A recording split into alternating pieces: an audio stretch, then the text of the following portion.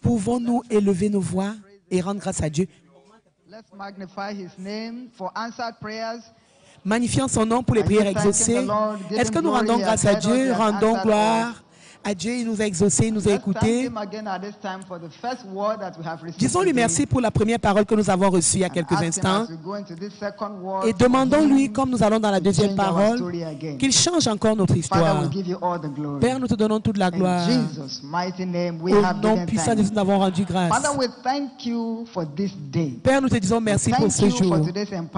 Merci pour le revêtement de puissance aujourd'hui. Merci pour la première parole. Merci d'accepter toutes nos actions de grâce et nos louanges. Prends toute la gloire, Seigneur. Nous allons dans la deuxième parole. Visite-nous encore. Change notre histoire. Et que ton nom seul soit glorifié. Revêt-nous de puissance à nouveau pour des plus grands impacts. Au nom puissant de Jésus, nous avons prié. Un amen plus retentissant encore. Asseyons-nous, s'il vous plaît. Mettons nos mains ensemble pour le Seigneur pendant que nous nous asseyons. C'est aussi mon droit de naissance en Christ. Amen et amen.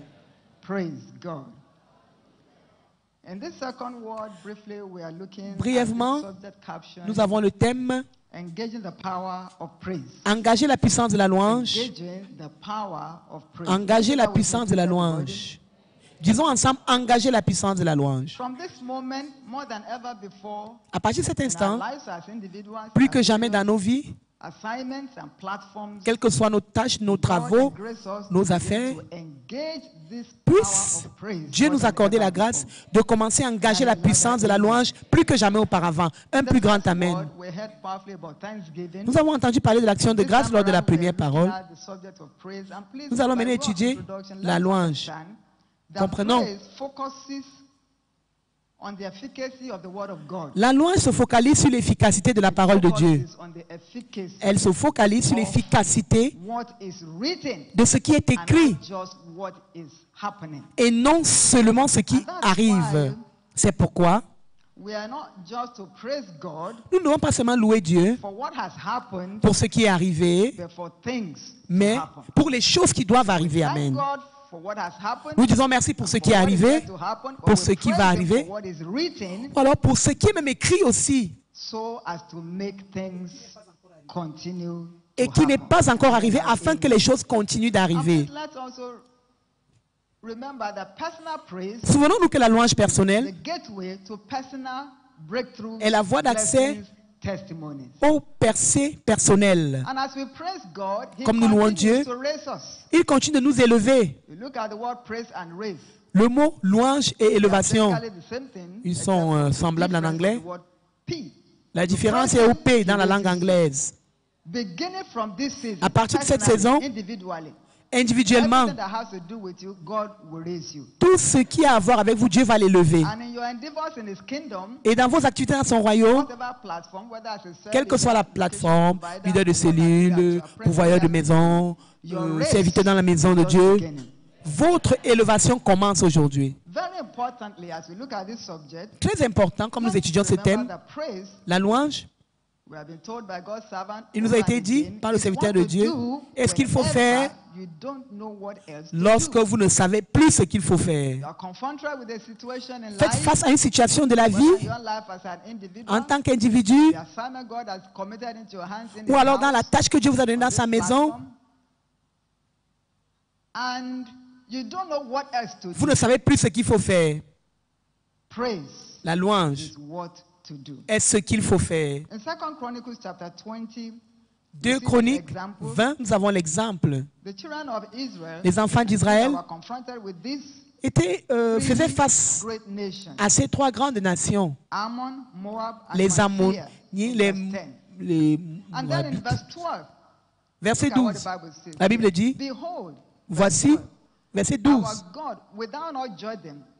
N'exerceras-tu pas les jugements contre eux? Nous n'avons pas de force contre cette multitude. Nous ne savons que faire.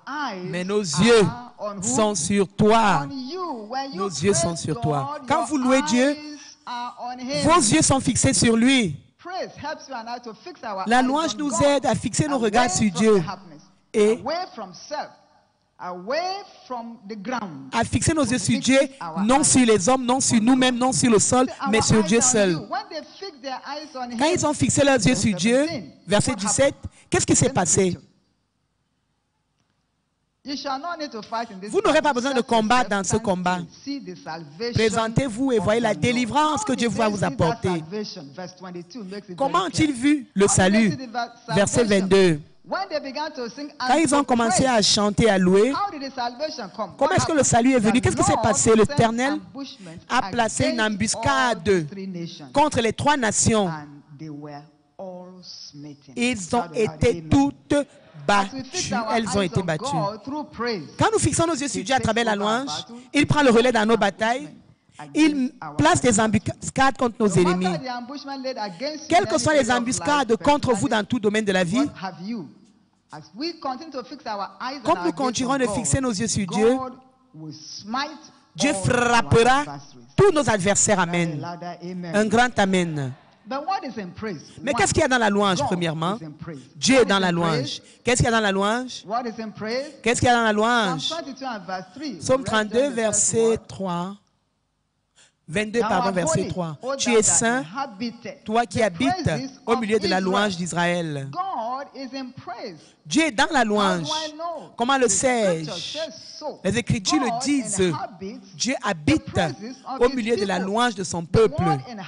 Le mot habiter veut dire demeurer, occuper, habiter dans.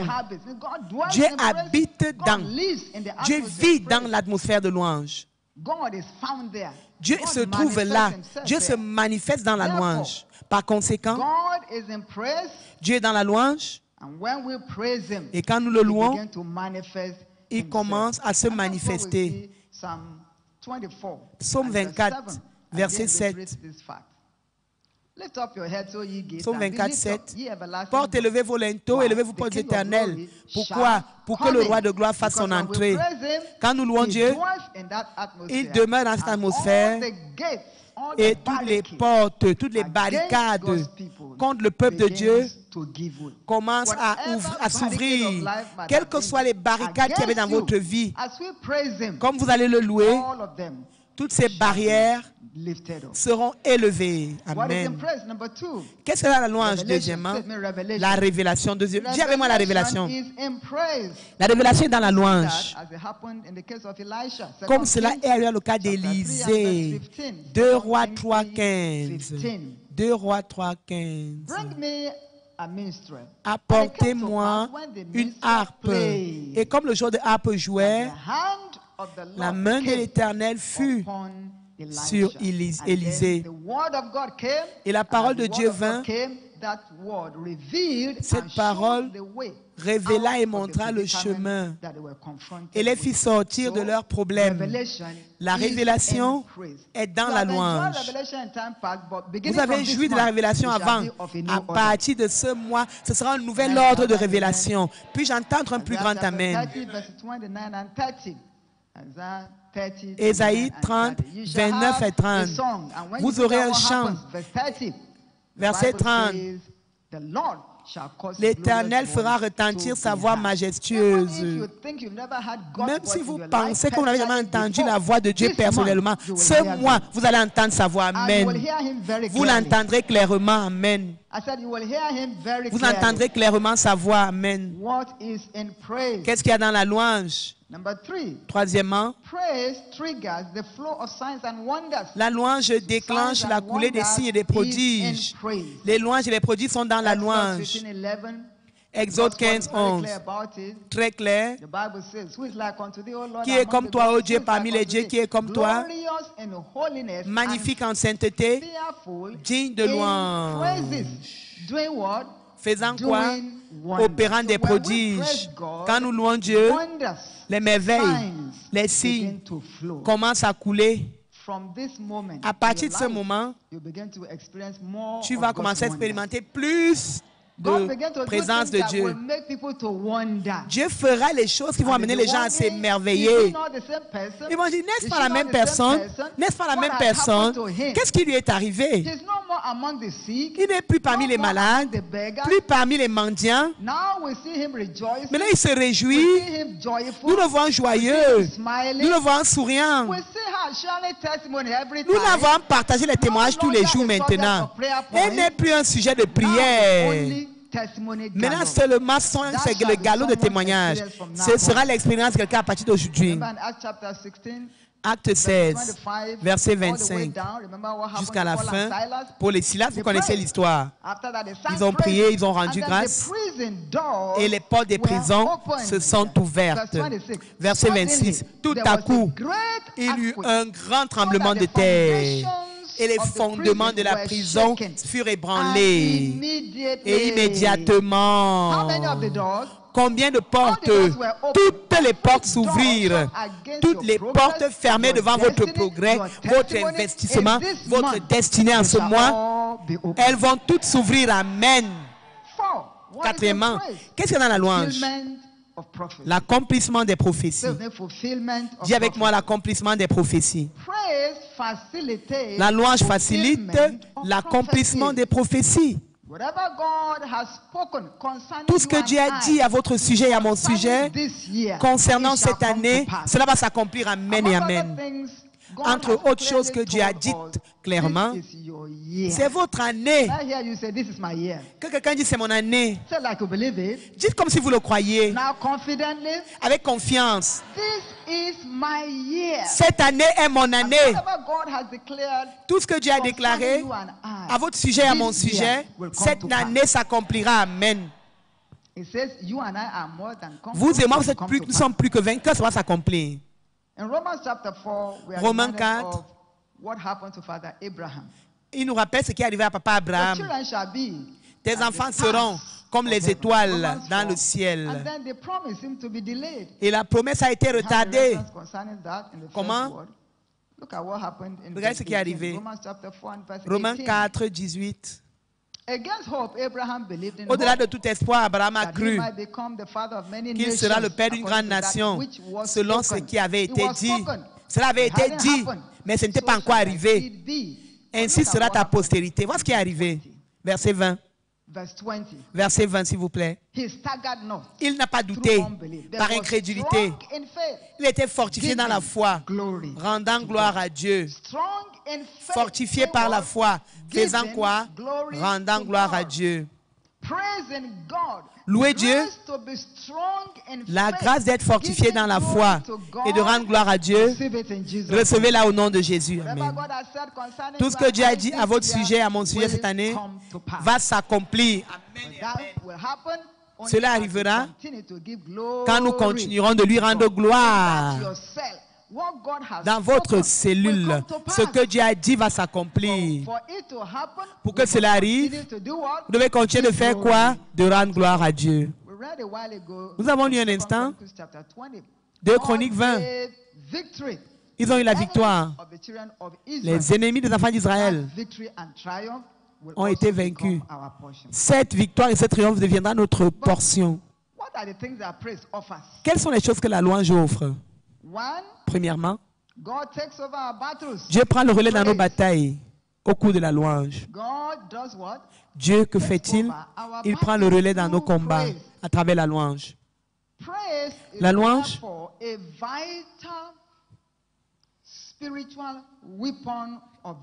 est une arme spirituelle vitale pour la victoire dans le combat. Elle est cruciale. Nous ne pouvons pas oser la négliger. La victoire dans le combat, dans les batailles, devient une réalité dans notre vie à travers la louange qui est une arme vitale.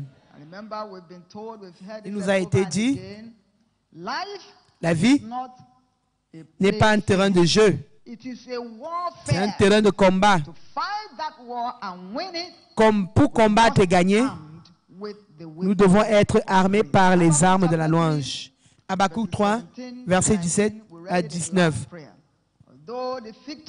Le figuier ne fleurira pas. Qu'est-ce que je ferai? Je me réjouirai et je commencerai à marcher dans mes lieux élevés. Deuxièmement, très important, à travers la louange, Nous détruisons les barrières autour de nous et dans notre terre promise. Nous détruisons les murs des barrières autour de nous et qui résistent à notre terre promise. Quelle que soit la promesse que Dieu nous a faite cette année, c'est déjà conclu. C'est une affaire conclue. Toutefois, il y a toujours un mur de barrière. Il faut prendre notre voyage. On ne doit plus tourner en cycle, tourner en rond. La vitesse naturelle est notre partage. Pour que cela arrive, nous devons offrir des louanges à Dieu. Josué chapitre 6, l'enfant d'Israël, les murs de Jéricho sont devant. Verset 16. Josué 6, 16. Il arriva que cette fois, lorsque les sacrificateurs ont sonné la trompette, puis-je vous entendre crier maintenant?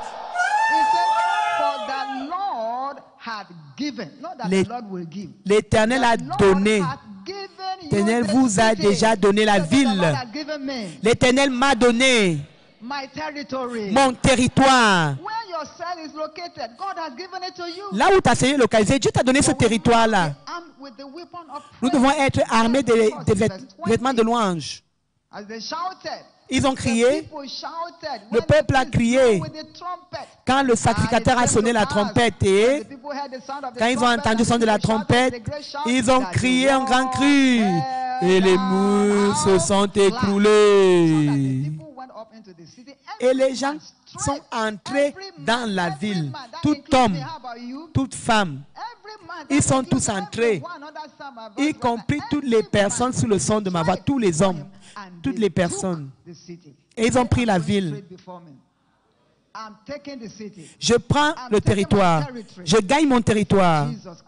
Au nom de Jésus. Que quelqu'un dise un grand amen. À travers la louange, nous détruisons les barrières qui résistent à notre terre promise. Numéro 3. La louange provoque les récompenses surnaturelles sur notre service. Galates, chapitre 6. Ne vous y trompez pas, on ne se moque pas de Dieu. Ce qu'un homme sème, il le moissonne. Verset 9 nous dit, ne nous lassons pas de faire du bien, car nous moissonnerons tant convenable si nous ne nous relâchons point. Nous n'allons pas nous relâcher. La récompense sur nos semences semées.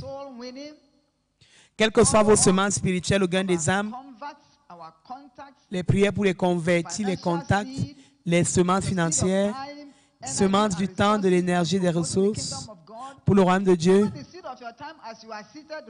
même la semence de votre temps, comme vous êtes assis là maintenant,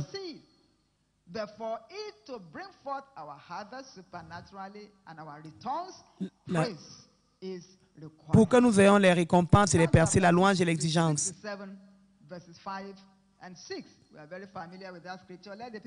Que les peuples te louent, Dieu, que les peuples te louent, que tous les peuples te louent. Pas certains, mais tous les peuples. La terre donnera son produit. Votre saison d'accroissement est arrivée. Amen. Quoi d'autre? La louange provoque des percées surnaturelles. La louange provoque des percées surnaturelles. Plus de panne pour vous. Les percées surnaturelles. Psaume 114, 1 et 2. Quand Israël est sorti d'Égypte, Jacob, Juda était son sanctuaire. Et Juda, c'est la louange. Israël, son domaine. La mer les vit et s'enfuit. Le Jourdain recula en arrière. Verset 7. Verset 7. Tremble, ô terre.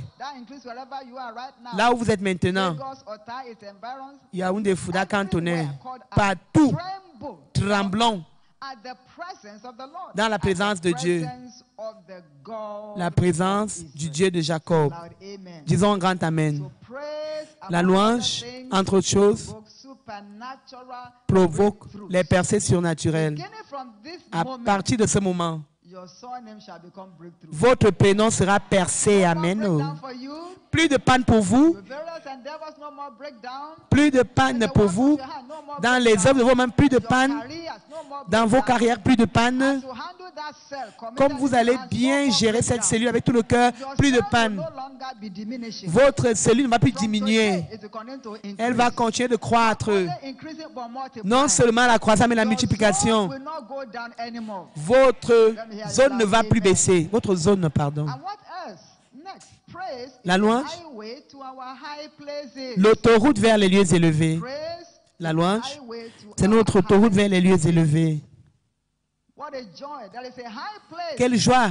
Il y a un lieu élevé pour chacun de nous et nous allons y arriver. Amen. Pour que nous arrivions, la louange est requise. Habakkuk 3, 17 à 19, nous avons lu tout à l'heure. Le figuier va ne pas fleurir, mais je me réjouirai.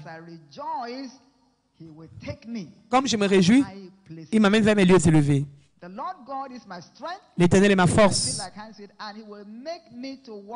Il me fera marcher dans mes lieux élevés. Vos lieux élevés dans la vie, vous arriverez là-bas. Nous allons conclure. La louange infuse la force qui nous revêt de puissance pour les exploits. La louange infuse en nous et met en nous la force qui nous revêt de puissance pour les exploits. Plus de faiblesse. Amen. La force divine devient notre partage. Psaume 100, verset 4.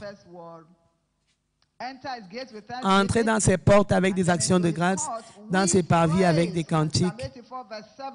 Psaume 84, verset 7.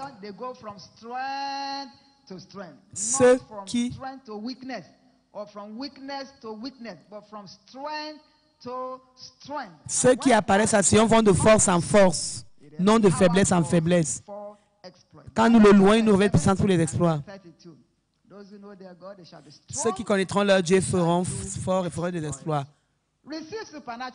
Recevons la force surnaturelle encore. Esprit, âme et corps.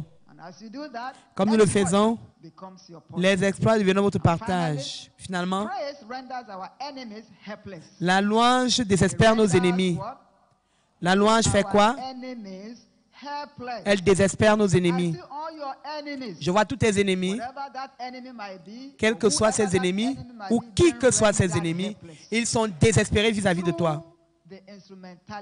À travers l'instrument de Psaume 133, verset 1. À 138, pardon. Je te louerai de tout mon cœur. Devant Dieu, je chanterai des louanges. Verset 7. Verset 7. Même si je marche au milieu des troubles, tu me rends la grâce. Je marche quand même. Tu me rends la vie. Tu étends ta main sur les colères de mes ennemis et ta droite me sauve. Il s'agit de moi. Vois la main de Dieu étendue dans ta direction maintenant. Il te sauve de tout piège que l'ennemi a tendu contre toi. Et tu arrives à tes lieux élevés. Dis avec moi, je réussis et je vais vers mes lieux élevés. Un grand amen. S'il vous plaît, pour que la loi soit acceptable, elle doit venir du cœur. L'examen, nous venons de le lire maintenant. Pour que notre langue soit acceptable devant Dieu, elle doit venir d'où? De notre cœur. Psaume 138, verset 1. Je te louerai de tout mon cœur. De tout mon cœur. Ça doit venir du cœur. Seigneur, je reçois la grâce, à partir de cet instant, de te louer comme jamais auparavant. Du fond de mon cœur. Levons notre main droite et disons, Père, je reçois la grâce de te louer plus que jamais.